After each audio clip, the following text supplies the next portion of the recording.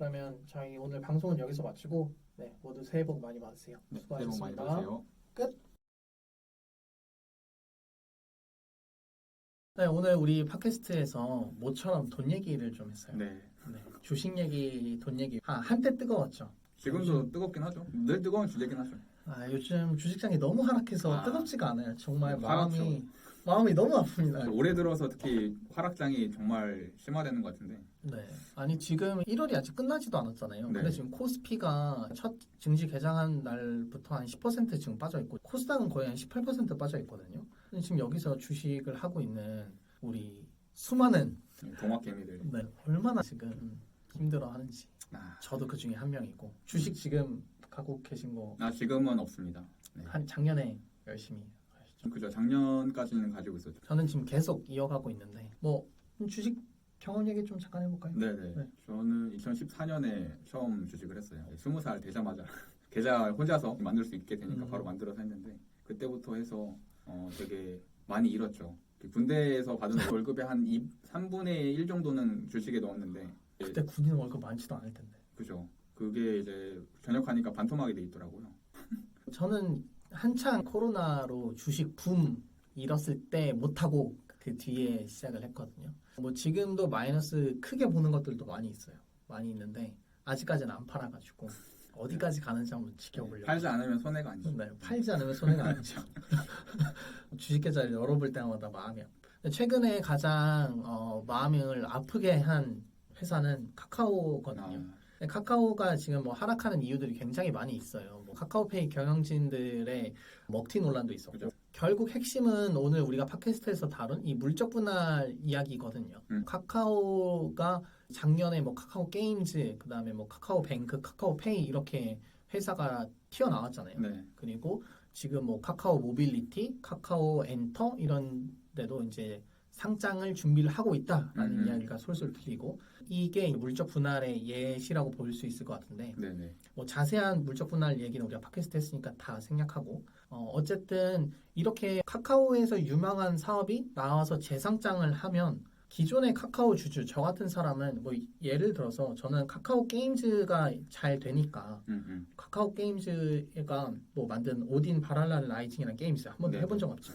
그게 리니지를 넘어섰대요. 아 그래요? 네. 오. 그러니까 내가 카카오를 샀으면 카카오 게임즈가 분할하지 전이라면 이거에 대한 수익과 뭐 영업이익률이 다 카카오로 반영이 되니까 네네. 카카오 주주인 저 입장에선 좋죠. 음. 근데 얘네가 회사를 만들어서 나가버리니까 카카오 게임즈가 잘 되는 거랑 카카오랑은 아무런 관련이 없는 거예요. 그리고 카카오가 막 이것저것 사업을 많이 하고 있는데 얘네들이 다 독립해서 나가니까 카카오의 가치는 계속 떨어질 수밖에 없는. 일단 물적 분할하게 되면은 그 분할된 회사의 지분을 100% 소유한 상태로 시작했다가 그 지분 일부를 시장에다 파는 건데 문제는 뭐 말씀하신 것처럼 이제 모회사는 껍데기만 남게 되는 거죠. 말로는 지분을 많이 갖고 있으니까 그들의 수익이 우리 그룹의 수익이니까 여러분 믿고 안심하고 투자하세요. 여러분 걱정하지 마세요라고 하지만은 누가 그 말을 그렇게 받아들입니까? 받아들인 사람이 있죠. 대주주들은 그렇게 받아들이죠. 왜냐하면 대주주들 입장에서 물적 분할을 해도 기업 가치가 훼손되지 않거든요. 물론 상장하면서 이제 일부 주식을 팔긴 하지만 오히려 대주주들은 카카오 게임즈랑 이런 게 나가도 어차피 대주주 자기네 거란 말이에요. 그렇죠. 그래서 뭐 카카오가 주식이 좀 떨어져도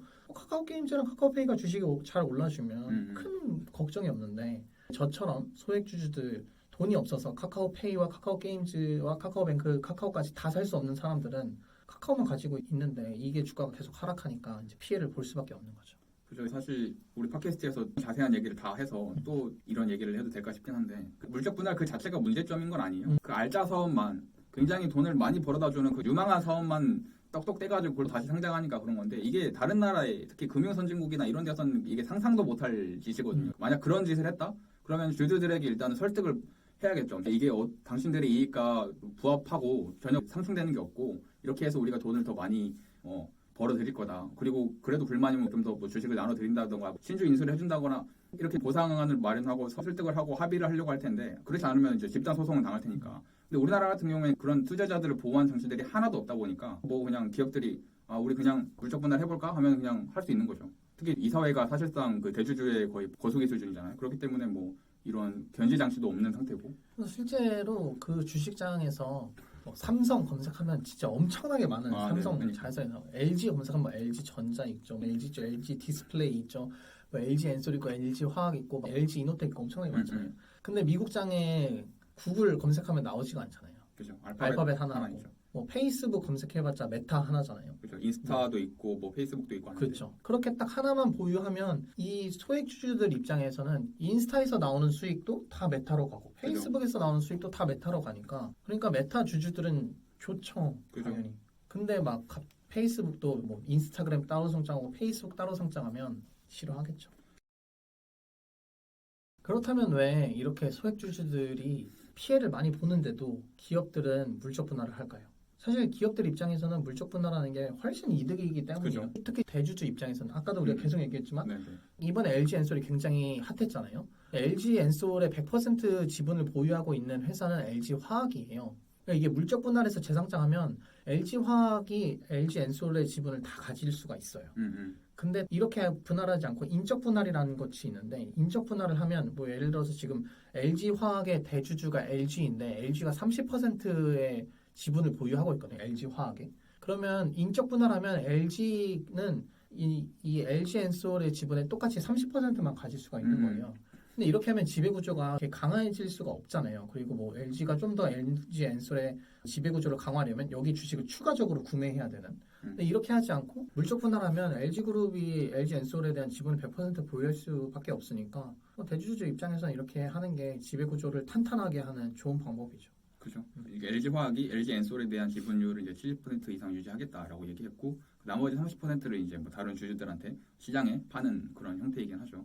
아무튼 그러니까 이렇게 되니까 인적 분할을 하게 되면은 그 주주 구성이 그대로 유지되면서 기존 주주들도 그렇게 딱히 뭐 불만을 가질 이유가 없어요. 그대로 이제 자기가 가진 주식수에 비례해서 또 새로운 LG 엔솔이라는 회사의 주식도 갖게 되니까 그걸 이제 신주 인수권이 보장된다고 얘기하는데, 근데 물적 분할 같은 경우에는 그 LG 화학이라는 모회사가 다시 LG 엔솔이라는 자회사의 주식을 100% 보유한 상태로 그 중에 일부를 이제 시장에 내다 파는 방식이라서, 그래서 방금 말씀하신 그런 문제가 발생하는 거죠. 그러니까 결국 인적 분할하면은 대주주 입장에서는 손해고, 물적 분할하면 대주주 입장에서는 이득이니까 그럼 물적 분할하는 거거든요. 엄밀히 말해서 사실 인적 분할한다고 무조건 손해인 것도 아닌 게, 그 LG 화학 같이 배터리 사업이라는 굉장히 유망한 사업부가 있는 경우에는 인적 분할을 해도 또 굉장히 많은 투자 자금을 확보할 수 있어요. 근데 사실 지배구조가 약해지잖아요. 그죠. 왜냐면 LG 입장에서는 결국 LG 엔솔에 대한 지분을 최대한 가져가야 그죠. 30%밖에 못 가지니까. 그죠. 경영하는 그 오너 일가의 입장에서는, 대주주의 입장에서는 그 마음에 안 들죠. 그쵸. 인적 분할이라는 방식이. 그러니까 안 하는 거죠.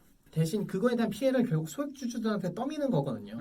네, 우리가 좀 지배구조를 탄탄히 하는 대신 소액주주들이 좀 피해를 봐라. 나 같은 카카오 그러니까요. 보유자들은 주식이 하락하는. 그러니까 이 한국장에 누가 투자하려고 하겠습니까? 이런 게 코리아 디스카운트지. 북한이 미사일 쏘는 게 아니라. 그것도 코리아 디스카운트. 이게 코리아 디스카운트의 시체입니다.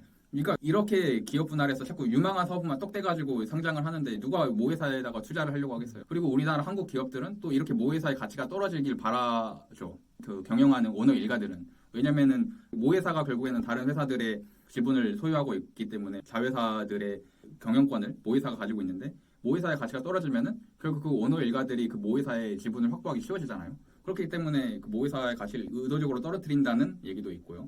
이런 굉장히 구조적인 문제죠. 가장 큰 문제는 이게 왜 가능하냐면은 한국 증권시장에서는 투자자들을 보호하는 장치가 너무 부족해요. 그래서 아까 저같이 이렇게 피해를 보고 대주주들의 입장에서 이득을 얻었으면 우리한테도 마땅한 보상이 있어야 그죠. 되는 거거든요. 네. 근데 LG 화학은 그 물적 분할해도 어차피 LG 화학이 엔솔의 지분을 거의 대부분 가지고 있기 때문에 그 이익이 그대로 반영되니까 전혀 손해가 아니다라는 주장을 하는데, 이게 일반 주주들 입장에서는 궤변이에요. 네, 궤변이죠. 아니 LG 엔솔이 지금 전 세계 배터리 2위 기업이잖아요. 그 그죠. 기업이 따로 나가는데 따로 당연히 상장을 하는데. 네, 거기에 대한 뭐 영업이익률과 실적들이 다 그 회사로 가는데 LG화학 소액 주주들은 당연히 기분 나쁘고 화가 날 수밖에 없죠. 그죠. 그래서 이거에 대한 대책 마련이 사실 지금 시급합니다. 뭐 그것보다 더 큰 건 대주주들이 기업을 이제 지배하는 그런 구조들을 바꾸는 게 가장 중요한 거고. 그죠. 근본적으로는 이 투자자 보호 장치가 없는 게, 여러 가지 투자자 보호 장치가 OECD 국가들 대부분에 있는데 우리나라에는 정말 거의 대부분이 없어요. 뭐 대표적으로 집단 소송 같은 것도 미국이나 유럽은 되게 활발하잖아요. 뭔가 조금만 잘못해도 바로 집단 소송 들어가고 보상이나 배상도 되게 많이 주잖아요. 근데 우리나라는 기업에 대해서 집단 소송할 때 허위 공시나 분식회계 같은 그런 것들에 대해서만 가능하고 그리고 증거 개시 의무도 없기 때문에 그 기업들이 가지고 있는 자료를 우리가 받아볼 수 있는 방법이 거의 없어요. 그래서 뭐 주식이 처음이신 분들은 이제 어떤 모회사가 자회사를 물적 분할한다 이러면 그 회사는 좀 피해서 사시는 게 좋고 반대로 또 돈은 벌어야 되니까 괜찮은 자회사가 상장한다 이러면 청약해서 사시면 뭐 그래도 쏠쏠하게 돈은 아마 그죠? 뭐 벌 수 아무튼 있을 뭐 거예요. 돈 앞에 이념은 없으니까요. 네. 네. 돈은 벌어야죠. 돈은 벌어야죠. 그래서 제 카카오가 다시 다시 돌아오는 순간 제가 밥 한번 사겠습니다. 그런 날 없을 것 같은데 안 하겠다는 건가요? 그러지 마. 돌아올 수도 있어. 돌아오는 방법이 있습니다. 카카오가 이제 우리가 도덕적으로 운영하겠다 하고 지주사 전환을 한 다음에 그래. 나머지 주식들 카카오라는 이름 달고 있는 주식들은 딱 하나만 남기고 전부 다 자진 상폐하는 거예요. 공개 매수해서. 그렇게 하면 이제 좀 이제 우리가 믿고 카카오를 살 수 있겠죠. 범수 형이 도와주면 좋겠다. 그러니까 좀 이번 기회를 계기로 기업 구조에 대해서 성찰하는 시간을 가지셨으면 좋겠습니다. 빨리 끄고 제 주식장 보러 가야겠네. 마칠까요? 네, 수고하셨습니다. 수고하셨습니다.